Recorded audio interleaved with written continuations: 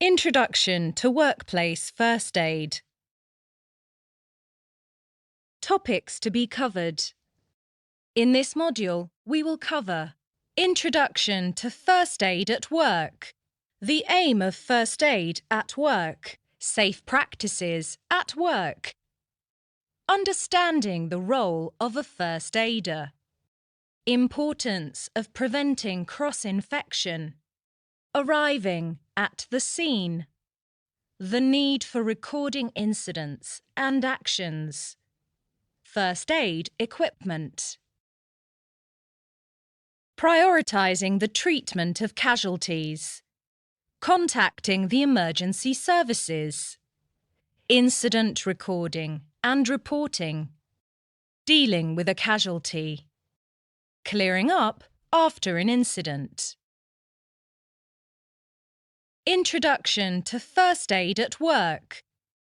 The natural reaction to any workplace injury is to contact emergency services immediately. But wherever you are at your workplace, realistically, there is going to be a significant delay until the medical officials are on site when an accident or injury occurs, unless it's a hospital. In 2017, the UK NHS National Health Service announced that their ambulances have an average target time to reach the patient. Category 1, life-threatening, 7 minutes. Category 2, emergency, 18 minutes. Category 3, urgent, 120 minutes. Category 4, non-urgent, 180 minutes. However, those are targets and average response times. In the real world, there are always going to be circumstances that could delay treatment. Depending on the severity of the injury, knowledge of first aid can be of invaluable importance to your colleagues. As the name suggests, first aid is the primary treatment given to an injured party before the arrival of professional medical personnel. The aim of first aid at work.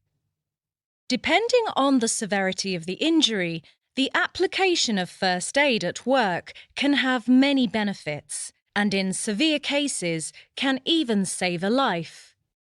Some people may be intimidated by the idea of influencing the health of a colleague or stranger, but it's not about becoming a trained doctor or nurse. It's about providing assistance and comfort to those in need.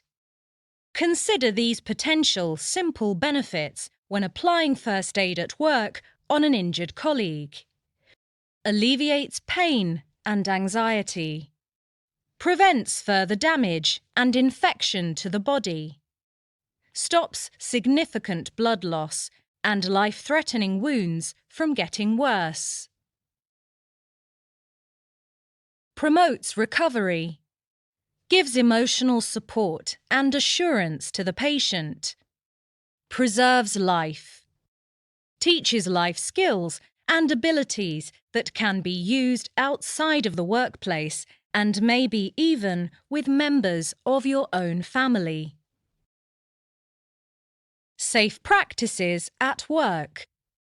We will learn about specific legislation and laws regarding first aid in various workplaces later in this course. However, there are some immediate safe practices that should be applied and followed at every premises with employees present. At the bare minimum, these should include a first aid box or medical kit being immediately available for use. At least one person in charge of contacting medical emergency services during an incident. At least one person assigned as a trained first aider to be present during work hours. Of course, the size and number of these precautions should be appropriate for each workplace and the risks on the premises. Ideally, some form of assessment should take place to confirm the best options. Understanding the role of a first aider. Importance of preventing cross-infection, protection from infection. If you are giving first aid to an injured employee, it is obviously important that any risk of infection is minimized. This is not only for the patient's well-being, but also for the safety of the first aider themselves. If you apply some common sense and prior thought before treatment, both the first aider and patient should be safe from any risk. Recommended actions involve: cover any cuts, grazes or wounds with a protective dressing. Wear gloves when in direct contact with blood or any other kind of bodily fluids. If possible, wear eye or face protection and a protective uniform or apron to prevent fluids from getting into eyes or onto clothes. Thoroughly wash exposed skin before or after contact with the patient. Use antibacterial gel if possible when cleaning yourself. Although the risk is very low, be aware if a patient is subject to any kind of blood infection before close contact and take appropriate measures. Importance of preventing cross-infection, minimizing the risk of cross-infection. By using the precautions in the previous slide, you can minimize the risk to both you and your patient from a serious infection.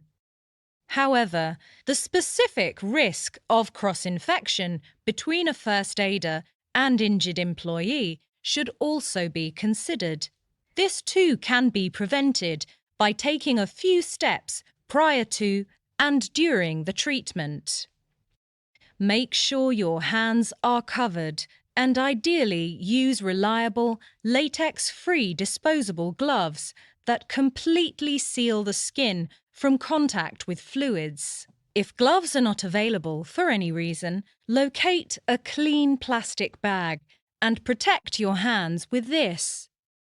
Use protective clothing and equipment to protect your nose, mouth, and eyes. Dispose of all waste and stained materials safely and do not expose others to it. Never directly touch a wound or an exposed bone with bare hands. Try to limit direct contact with dressings as well. Never cough or sneeze in the vicinity of the patient. Do your best not to breathe directly onto them either. Importance of preventing cross-infection, thorough hand washing. Due to the obvious importance of cleanliness and sanitary conditions, you should wash your hands before and after you touch an injured person. This may not be immediately possible during a serious incident or emergency, so for your own protection and for those around you, you must wash your hands afterwards as soon as possible. When washing your hands, you should pay special attention to every surface area and possible sheltered skin positions, fingernails, thumbs, and so on. It may seem patronizing, but we often clean our hands on autopilot and not with due care and attention. That can't happen to a first aider, and you should follow a routine. Soak your hands in clean water. Put some soap or cleaning agent in the palm of your hands and rub them together. Rub your right palm vigorously against the back of your left hand. Repeat the procedure, but reverse the hands. Interlock your fingers and lather vigorously.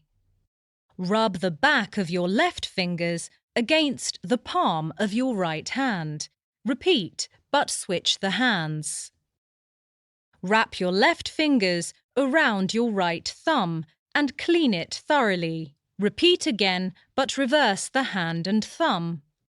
Rub the very tips of your left fingers against your right palm. Repeat with the right fingers and left palm.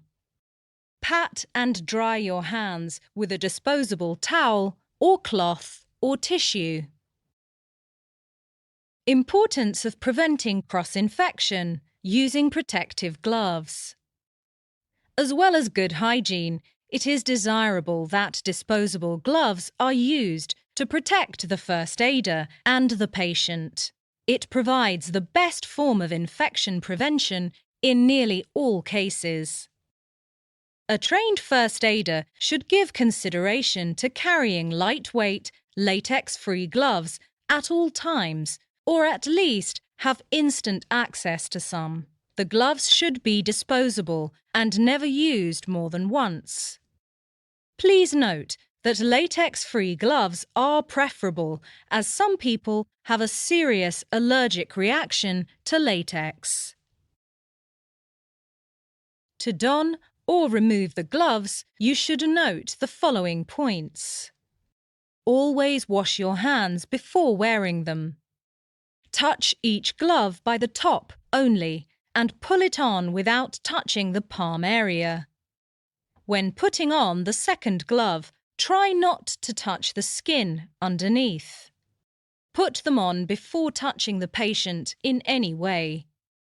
When the treatment is complete, take off the gloves by holding the top edge and peel each one off without touching the main areas. Peel them inside out on removal, ball them up, dispose of them safely in a clinical disposable bag if possible.